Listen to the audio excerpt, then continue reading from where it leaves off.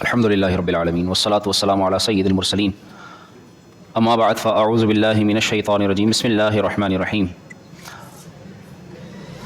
سلسلہ نمبر 42 سوال جواب کی روشنی میں شرعی اہم مسائل و احکام کی بیان کا سلسلہ جاری ہے۔ پہلا سوال یہ کیا گیا کہ اگر نماز جنازہ پڑھاتے ہوئے امام 3 تکبیروں کے بعد سلام پھیر دے تو کیا نماز جنازہ ادا ہو جائے گی؟ اس کا جواب یہ ہے، نماز جنازہ میں 4 تکبیریں یہ ارکان جنازہ سے ہیں، تو چاروں تکبیریں کہنا ضروری ہیں۔ اگر کسی نے چاروں تکبیروں میں سے کوئی ایک تکبیر بھی کم کر دی تو اس کی نماز جنازہ ادا نہیں ہوگی۔ اس لیے اگر امام نے ایسا کیا تو پھر وہ دوبارہ نماز جنازہ پڑھائے گا۔ اگلا سوال یہ ہے، ڈاکہ ڈالتے وقت اگر مارا جائے تو کیا اسے غسل دیا جائے گا یا اس کی نماز جنازہ پڑھی جائے گی یا نہیں؟ اگر ڈاکہ ڈالتے ہوئے مارا جائے تو نہ اسے غسل دیا جائے گا اور نہ اس کی نماز جنازہ پڑھی جائے گی۔ اب اس اعتبار سے دیکھیے کہ یہ کتنا اہم مسئلہ ہے، کتنے ایسے لوگ ہیں جو ڈاکہ ڈالتے ہوئے مارے جاتے ہیں، تو اس میں ڈاکہ زنی کی کس قدر مذمت ہے کہ ایسا شخص غسل کے قابل بھی نہیں، ایسا شخص نماز جنازہ کے لائق بھی نہیں کہ اس کے لیے مسلمان کھڑے ہو کر مغفرت کی دعا کریں، اتنی اس کی برائی ہے۔ تو اس لیے ایسے وہ لوگ کہ جو معاذ اللہ ڈاکہ زنی میں مبتلا ہوتے ہیں تو یقیناً ان کو سمجھنا چاہیے اور انہیں یہ جان لینا چاہیے کہ یہ برا فعل ہے اور اللہ رسول کے نزدیک ناپسندیدہ ہے۔ تشہد کی جگہ یعنی التحیات میں التحیات للہ والصلوات، اس کی جگہ اگر کوئی سورہ فاتحہ پڑھ لے، ہوتا ہے بسا اوقات کہ بندہ تحیات میں بیٹھا ہے تو وہ سورہ فاتحہ پڑھنا شروع کر دیتا ہے، یا اس کے برعکس ہو یعنی قیام میں کھڑا ہوا ہو اور سورہ فاتحہ کی جگہ وہ تشہد پڑھ دے تو کیا اس کی نماز ہو جائے گی یا نہیں؟ ایسی صورت میں کہ جب نمازی تشہد کی جگہ سورہ فاتحہ پڑھ دے یا سورہ فاتحہ کی جگہ تشہد پڑھ دے تو پھر ایسی صورت میں اس پر سجدہ سہو واجب ہو جائے گا۔ سجدہ سہو کر لے گا تو نماز ہو جائے گی، اگر نہیں کیا تو نماز نہیں ہوگی۔ ایک اور سوال یہ کیا گیا، امامت پر بسا اوقات آتے ہی یعنی امامت کے مصلی پر آتے ہی اگر طبیعت خراب ہوتی ہو تو ایسی صورت میں کیا کیا جائے؟ کسی نے سوال کیا۔ علماء اس کے جواب میں لکھتے ہیں اور بتاتے ہیں، باقاعدہ ایک مفتی صاحب نے فتویٰ لکھا کہ جب امام امامت کے مصلی پر آتا ہے تو انسان بسا اوقات جنات بھی اس سے حسد کرتے ہیں اور اس کے حسد میں، اس کے بغض میں اس پر عملیات اور جادو تک سے گریز نہیں کرتے، اور یہ نہ بھی ہو تو وہ ان کے حسد میں مبتلا ہوتا ہے کہ جب لوگ اس کی عزت کرتے ہیں تو ان سے برداشت نہیں ہوتی، اور اگر یہ بھی نہ ہو تو کم از کم امام اگر اچھی امامت کرتا ہو تو بسا اوقات اس کی امامت پر یا اس کی شخصیت پر اسے نظر بد بھی لگ جایا کرتی ہے، اور باقاعدہ امامت کرتے ہوئے امامت کے مصلی پر ایسے لگتا ہے کہ جیسے امامت کے مصلی پر آتے ہی اسے کسی چیز نے جکڑ لیا یا کان میں کوئی چیز پھونک مارتی ہے۔ تو علماء لکھتے ہیں کہ ایسی صورت میں امام کو چاہیے کہ وہ اپنے آپ کو لوگوں کے حسد سے اور ان کی بری نظر سے بچانے کی نیت سے اور خود کو جادو اور عملیات سے محفوظ رکھنے کی نیت سے اول تو کثرت سے درود شریف کا ورد کرے، یہاں تک کہ 5000 مرتبہ روزانہ درود پاک پڑھے۔ اس کے ساتھ ساتھ دعائے حزب البحر ایک دعا ہے جسے علماء کی اجازت سے ہی پڑھا جاتا ہے، تو اگر کوئی شخص دعائے حزب البحر پڑھنے کا عادی ہو تو وہ بھی لوگوں کے شر سے، جنات کے شر سے، نفس کی شرارتوں سے وہ محفوظ ہو جاتا ہے۔ تو ایسی صورت میں ایسا اقدام اپنایا جائے، اور یہ صرف امام کے لیے ہی نہیں عام لوگوں کے لیے بھی ہے۔ اگر کوئی شخص کسی سے مرید ہو تو ایسی صورت میں جو اس مرید کا مرشد ہوگا، پیر صاحب ہوں گے اس کے، وہ انہیں باقاعدہ کچھ وظائف دیا کرتے ہیں پڑھنے کے لیے۔ ان وظائف کے ذریعے اس کی اپنی بھی حفاظت ہوتی ہے، اس کے بال بچوں کی بھی حفاظت ہوتی ہے، اس کے مال و اسباب کی بھی حفاظت ہوتی ہے، اور اس کے رزق میں بھی برکت ہوتی ہے، اور وہ شیطان سے بھی اور شیطان کے اثرات سے، نفس کے وسوسوں سے اور شیطان کے شرارتوں سے محفوظ ہو جاتا ہے۔ جیسے دعوت اسلامی کے امیر اہل سنت مولانا محمد الیاس ستار قادری رضوی دعوت برکاتہم العالیہ، وہ اپنے مریدین کو ایک شجرہ جو شجرہ طاریہ کے نام سے ہے، وہ باقاعدہ اس میں انہوں نے تفصیل سے تمام اوراد کہ نمازوں کے بعد کیا پڑھنا ہے، فجر کی نماز کے بعد کیا پڑھنا ہے، سورج نکلنے سے پہلے کیا پڑھنا ہے، سوتے وقت کیا پڑھنا ہے، کہیں آئیں جائیں تو کیا پڑھنا ہے، وغیرہ وغیرہ، اس طرح کے سارے وظائف انہوں نے اس میں لکھ کر دے دیے ہیں، اور باقاعدہ ایک شجرہ بھی دیا ہے کہ جب وہ ان سے مرید ہوتے ہیں تو پھر ان سے لے کر اور رسول اللہ صلی اللہ علیہ وسلم تک جو پورا ایک سلسلہ ایک طریقت چلتا ہے، تو وہ اشعار کی صورت میں ہے یا الہی رحم فرما مصطفیٰ کے واسطے، یا رسول اللہ کرم کیجئے خدا کے واسطے، مشکلیں حل کر شہ مشکل کشا کے واسطے، کربلائیں رد شہید کربلا کے واسطے۔ تو اس طرح یہ چلتا جاتا ہے، اور تقریباً 40 اشعار تقریباً غالباً اس میں ہیں۔ تو اتنے اشعار میں تمام کے تمام وہ جتنے بھی اس درمیان کے سلسلے ہیں اور جتنے بھی واسطے ہیں، جو جن سے مرید ہوتا ہے کہ یہ اس سے وہ اس سے پھر وہ اس سے اور اس طرح اوپر تک رسول اللہ صلی اللہ علیہ وسلم تک تمام کے تمام سلاسل کو ذکر کیا جاتا ہے۔ تو ان بزرگوں کی اپنی برکتیں ہیں اور ان بزرگوں کے وسیلے سے دعا کی اپنی برکتیں ہیں۔ تو اس طرح جس کا بھی مرید ہو تو وہ جو ہے وہ اس طرح اپنے پیر صاحب کی طرف سے ملنے والے اوراد و وظائف کو اپنی پابندی سے اپنے عمل میں رکھے اور پڑھتا رہے، تو انشاءاللہ وہ اس کے ذریعے بڑی برکتیں پائے گا۔ یہاں تک کہ باقاعدہ بتانے والے بتاتے ہیں کہ جب کوئی مرید اپنے پیر کو کسی مشکل میں پکارتا بھی ہے تو اللہ کی رحمت سے اس کی وہ مشکل بھی دور ہو جاتی ہے۔ اب اس کے مختلف دلائل ہیں، لیکن چونکہ یہاں خلاصتاً یہ کہ اگر کسی کو کچھ ایسا محسوس ہوتا ہو تو جہاں اللہ کی عبادت کی جائے، فرض کی پابندی کی جائے، کیونکہ مرد کے لیے سب سے بڑا وظیفہ باجماعت 5 نمازوں کی پابندی ہے۔ یہ مرد کے لیے سب سے بڑا وظیفہ ہے، علماء لکھتے ہیں۔ تو سب سے بڑا وظیفہ یہ پہلے یہ کرے، اس کے ساتھ ساتھ پھر وہ قرآن کی تلاوت کرے، مختلف صورتیں جو اذکار کے طور پر علماء تلقین کرتے ہیں وہ پڑھی جائیں، سورہ یاسین پڑھی جائے، سورہ واقعہ پڑھی جائے، اسی طرح گھر میں سورہ بقرہ کی تلاوت کی جائے، اور پھر اس کے ساتھ ساتھ درود شریف کی کثرت کی جائے، اور پھر دیگر اوراد و وظائف بھی پڑھے جائیں، تو انشاءاللہ برکتیں ملیں گی۔ ایک اور سوال یہ کیا گیا کہ امام اعظم تو رسول اللہ صلی اللہ علیہ وسلم ہے، سب سے بڑے امام تو اعظم حضور صلی اللہ علیہ وسلم ہے، تو آپ حنفی لوگ امام اعظم نعمان بن ثابت یعنی امام اعظم ابو حنیفہ کو امام اعظم کیوں کہتے ہیں؟ امام اعظم تو رسول اللہ صلی اللہ علیہ وسلم ہے، ان کو امام اعظم کہنا کیسا؟ اس کا جواب دیتے علماء لکھتے ہیں کہ معترض کے متعلق علماء نقل کرتے ہیں المعترض کالاعمی، کہ معترض اندھا ہوتا ہے، اسے کچھ دکھائی نہیں دیتا، جب وہ اعتراض کرنے پر آتا ہے تو پھر وہ آنکھ بند کرتا ہے اور شروع ہو جاتا ہے، اسے پھر ساری دیگر چیزیں جو بالکل اس کے ہی اپنے اعتراض کے برعکس موجود ہوتی ہیں لیکن اسے وہ ساری نہیں دکھتی، اندھا جو ہو جاتا ہے اور پھر وہ اعتراض جڑ دیتا ہے۔ اگر ایسی ہی بات ہے کہ اعظم کا معنی بڑا، سب سے بڑا ہے، اور سب سے بڑے امام تو حضور صلی اللہ علیہ وسلم ہے، تو اس کا مطلب پھر یہ ہوا کسی اور کو امام اعظم کہہ ہی نہیں سکتے۔ تو پھر اگر ایسا ہے تو پھر صدیق اکبر سب سے بڑے سچے حضرت ابوبکر صدیق کو کہنا کیسا؟ حالانکہ ان سے بڑے سچے تو پھر رسول اللہ صلی اللہ علیہ وسلم ہیں، پھر ان کو صدیق اکبر کیوں کہہ رہے ہیں؟ ایسے ہی فاروق اعظم حضرت عمر بن خطاب رضی اللہ تعالیٰ عنہ کو فاروق اعظم کہنا کیسا؟ وہ بھی غلط ہو جائے گا پھر تو۔ ایسے ہی غنی بے نیاز وہ تو اللہ تعالیٰ ہے، تو پھر حضرت عثمان کو پھر غنی کیوں کہا جاتا ہے؟ نور والا تو اللہ پاک ہے، تو پھر عثمان غنی رضی اللہ تعالیٰ عنہ کو ذو النورین، ایک نور بھی نہیں بلکہ 2 نور والا کہنا کیسا ہے؟ ایسے ہی مولا تو اللہ تعالیٰ ہے، تو حضرت علی کو مولا علی کہنا پھر یہ بھی غلط ہو جائے گا۔ تو یاد رکھیے یہ جو اس طرح سے امام اعظم کہا جاتا ہے یہ مجازن کہا جاتا ہے کہ حنفی چونکہ فقہی معاملات میں امام اعظم ابو حنیفہ کی پیروی کرتے ہیں، ان کی تقلید کرتے ہیں، تو اس اعتبار سے وہ فقہ میں ان کے امام ہیں، سب سے بڑے امام ہیں، اس وجہ سے ان کو امام اعظم کہا جاتا ہے۔ اور اس کا مطلب یہ نہیں ہوتا کہ وہ امام اعظم کو کہہ دیا تو پھر وہ شروع سے لے کر آخر تک سب میں سب سے بڑے ہو گئے، نہیں، بلکہ وہ اپنے وقت کے اعتبار سے اور اپنے وقت کے بعد والوں کے اعتبار سے امام اعظم ہیں، ان سے پہلے رسول اللہ ہی امام اعظم ہیں در حقیقت۔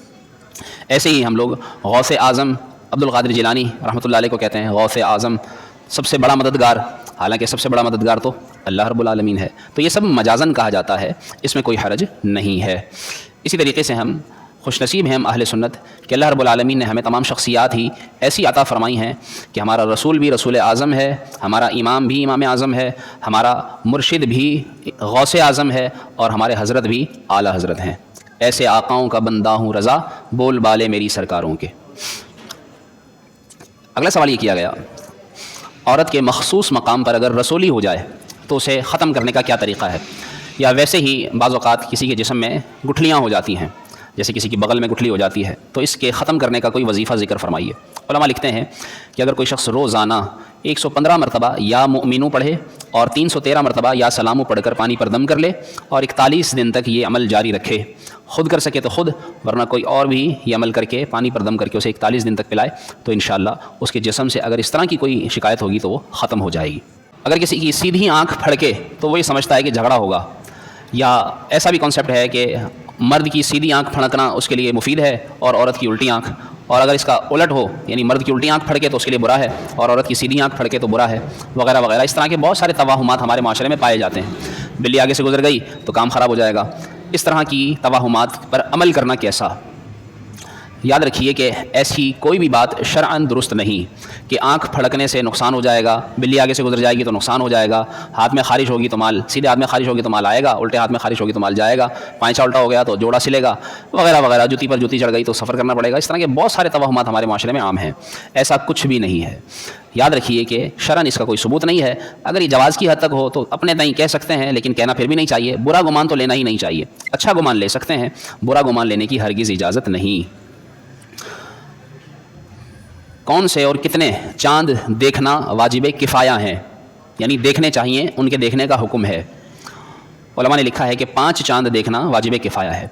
شعبان، جیسے آج کی رات ہے، آج کا چاند نظر آ چکا ہے. یکم شعبان المعظم کی تاریخ شروع ہو چکی ہے 1445 سے ہجری. اب ٹھیک 1 ماہ کے بعد انشاءاللہ ماہ رمضان شروع ہو جائے گا. تو یہ دعا بھی کرتے رہنا چاہیے، اللہم بلغنا رمضان، اللہم بارک لنا فی شعبان و رمضان. تو اس طرح یہ دعائیں کرتے رہنا چاہیے. ایسے ہی دوسرے نمبر پر رمضان کا چاند دیکھنا بھی واجب کفایہ ہے. تیسرے نمبر پر شوال یعنی عید کا چاند، عید الفطر کا. چوتھے نمبر پر ذی قعدہ یعنی بڑی عید سے 1 مہینے کے پہلے والا مہینے کا چاند. اور خود بقرہ عید کا، بڑی عید کا یعنی ذوالحجۃ الحرام کا چاند دیکھنا یہ واجب کفایہ ہے. تو یہ 5 چاند دیکھنا واجب کفایہ ہے. واجب کفایہ سے کیا مراد ہے؟ جس طرح یاد رکھیے، ایک ہوتا ہے فرض اور ایک ہوتا ہے فرض کفایہ. جیسے نماز جنازہ یہ فرض کفایہ ہے. مطلب یہ ہوتا ہے اس کا کہ اگر نماز جنازہ کسی نے بھی پڑھ لی تو سارے کے سارے بری و ذمہ ہو جائیں گے، کوئی گناہ گار نہیں ہوگا. لیکن اگر کسی نے بھی نہیں پڑھی تو سب کو گناہ ملے گا. یہ فرض کفایہ کا مطلب ہے. ایسے ہی واجب کفایہ کہ واجب بھی علماء لکھتے ہیں کہ چاند کے اعتبار سے جو واجب کفایہ کہا گیا تو اس میں تاکیدی طور پر دیکھنے کا حکم ہے. اور یہ بھی اس لیے کہ اس میں مصلحت ہے کہ لوگوں کو اس کی ترغیب ملے، کیونکہ ان چاندوں پر بالخصوص شرعی احکام کا دار و مدار ہے.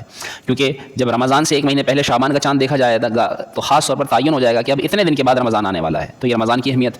پھر رمضان کا چاند دیکھا جائے گا تو یقیناً فرض عبادت اس پر موقوف ہے کہ وہ دیکھنا ہے اور روزے رکھنے ہیں. تو اس لیے رمضان کا چاند. اور پھر عید، وہ بھی چونکہ اس کا تعلق بھی عبادت سے ہے کہ فرض روزے ختم ہو جانے ہیں اور پھر اگلے دن روزہ نہیں رکھنا. تو یہ بھی ایک ضروری حکم ہے کیونکہ عید کے دن روزہ رکھنا حرام ہے. تو اس لیے عید کا دن چاند دیکھنا بھی ضروری ہے.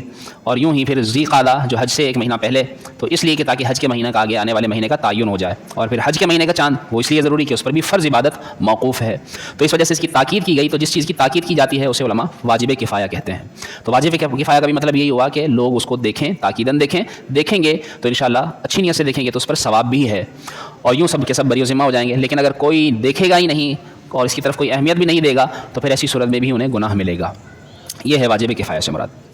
کہ کیا رؤیت ہلال کمیٹی کے چاند دیکھنے سے ہمارا یہ واجب ادا ہو جائے گا؟ بالکل ٹھیک ہے، ایسا ہی ہے کہ یہ واجب ادا ہو جائے گا.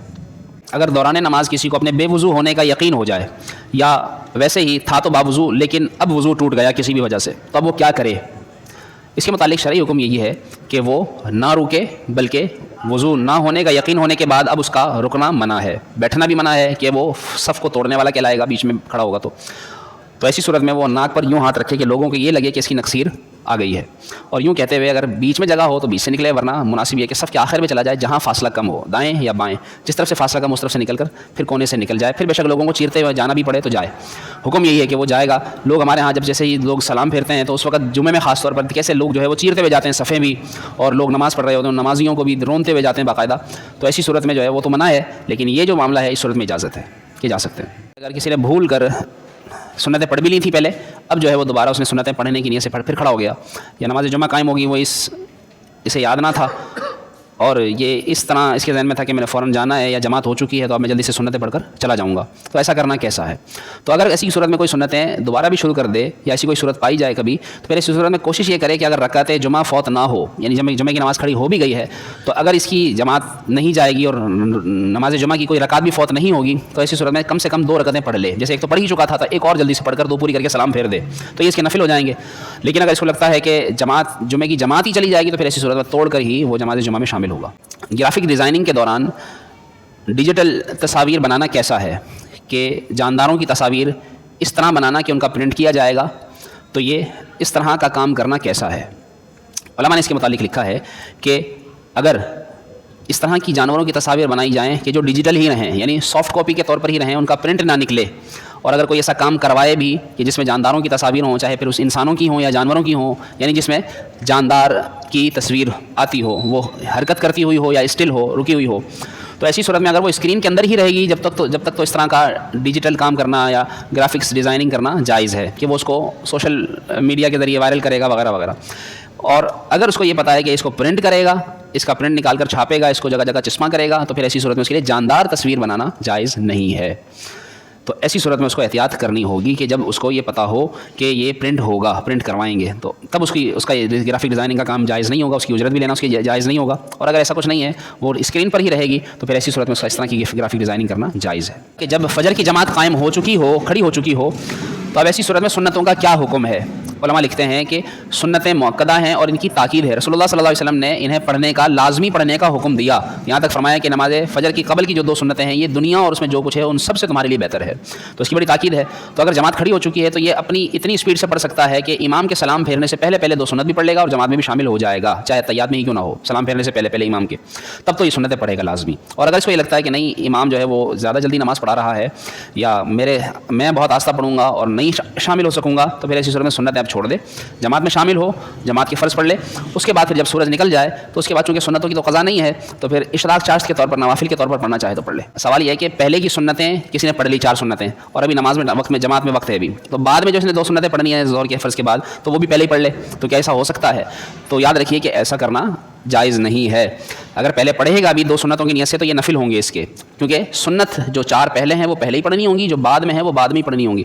اس طرح کیونکہ اگر اس طرح کی اجازت دی گئی تو لوگ پھر کیا کریں گے کہ ابھی وقت ہے, چلو عصر کی بھی پڑھ لو, مغرب کی بھی پڑھ لو, عشاء کی بھی پڑھ لو, تو ایک ساتھ ہی پڑھ دیں گے ساری.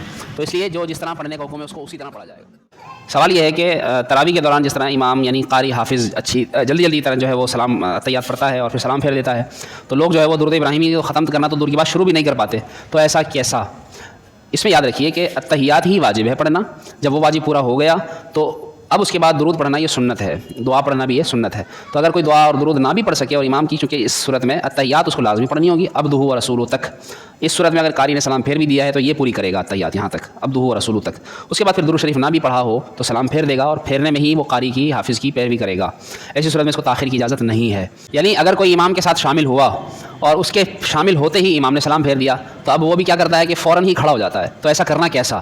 تو اب چونکہ التحیات میں یہ شامل ہو گیا ہے, تو اب اس پر التحیات پڑھنی واجب ہو گئی ہے. تو اب اس کو چاہیے کہ پہلے التحیات پوری پڑھے پھر کھڑا ہو. ایسا نہ ہو کہ بھائی امام نے سلام پھیرا تو میں تو ابھی آیا ہی تھا, چلو میں کھڑا ہو جاؤں, ایسا نہیں, بلکہ وہ التحیات بھی پڑھے گا, التحیات عبدہ و رسولہ تک پڑھ کر پھر وہ اپنی باقی رکعتیں پڑھے گا.